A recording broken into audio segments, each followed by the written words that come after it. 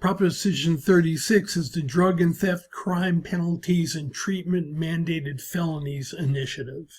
As you maybe can tell by the title here, the way it made it on the ballot was it didn't go through the California legislature. It was introduced via the state initiative process.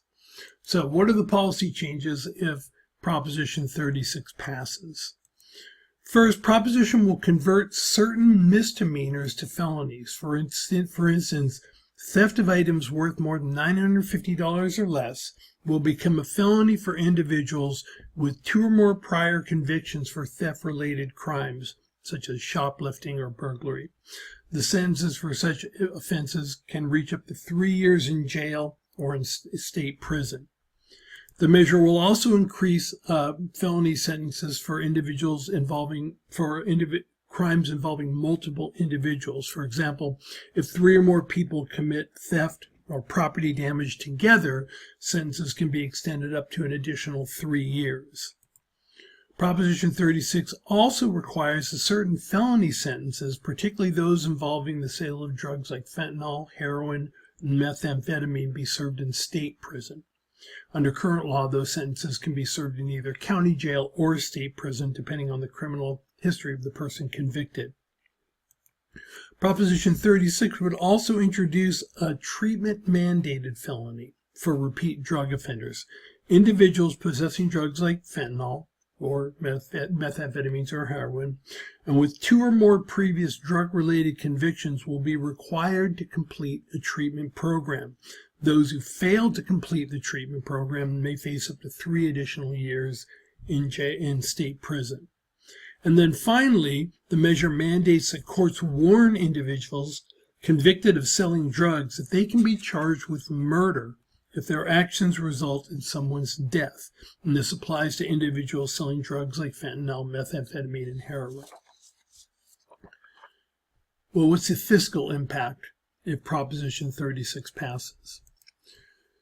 The state is expected to face additional increased criminal justice expenses due to a rise in the prison population and longer sentences. The prison population could increase by a few thousand individuals, which would require additional money for incarceration.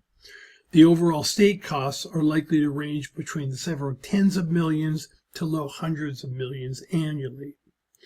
Also, since felonies generally take longer to resolve than misdemeanors, the introduction of the treatment-mandated felonies for certain drug possession crimes will add to the court workload, further increasing state costs. Local costs are also expected to increase, particularly for county jails and then community supervision when people are released on parole. While some individuals may be shifted from county facilities to state prisons, the net effect is likely an increase in the county-level population under supervision. This could raise local criminal justice costs by tens of millions of dollars annually, according to the legislative analyst. And then finally, Proposition 36 will likely increase the workload for local prosecutors and public defenders due to the longer time it takes to process felonies compared to misdemeanors. What are the arguments for Proposition 36? Proposition 36 addresses rising concerns about repeat offenders and serious drug crimes like fentanyl sales. It holds individuals accountable for their chronic theft and drug offenses, especially those with multiple convictions, and it would increase sentences for repeat offenders and strengthen laws around drug sales and organized retail theft. The initiative will make communities safer by deterring theft and drug-related crimes through harsher penalties. The measure is necessary to reverse some of the leniency introduced by Proposition 47, which was passed in 2014.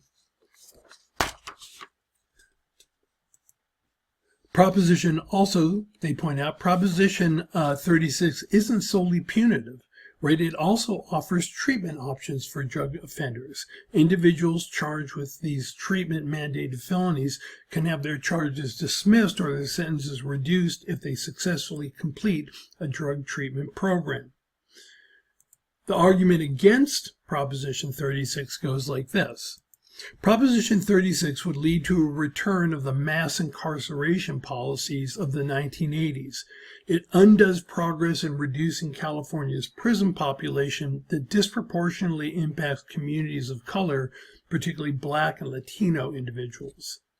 The increased penalties under Proposition 36 will reduce funding currently allocated to mental health, drug treatment, and school programs under Proposition 47. The shift in resources will harm communities by cutting services that help reduce recidivism and support reintegration back into society when somebody gets out of jail. And then finally, California counties, opponents argue, lack sufficient drug treatment facilities to support these proposed treatment mandated felonies. Without adequate infrastructure, the promise of rehabilitation is unrealistic. In terms of the recommendations of the various organizations that I've mentioned before, the California Republican Party recommends a yes vote. The California Democratic Party recommends a no vote. The Chamber of Commerce recommends a yes vote, and the Los Angeles Times and the Daily News both recommend a no vote. So, what does it mean? A yes vote supports classifying certain drug offenses as treatment-mandated felonies, increasing penalties for certain drug crimes by increasing sentence length and level of crime, requiring courts to warn individuals convicted of distributing illegal drugs of their potential future criminal liability, if they distribute deadly drugs like fentanyl, heroin, cocaine, methamphetamine, and it should say 4, not 5, increasing the sentences for theft-based property where property is stolen.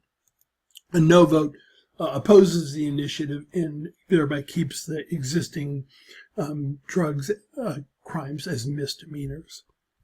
And so that's that. If you made it this far, congratulations to you.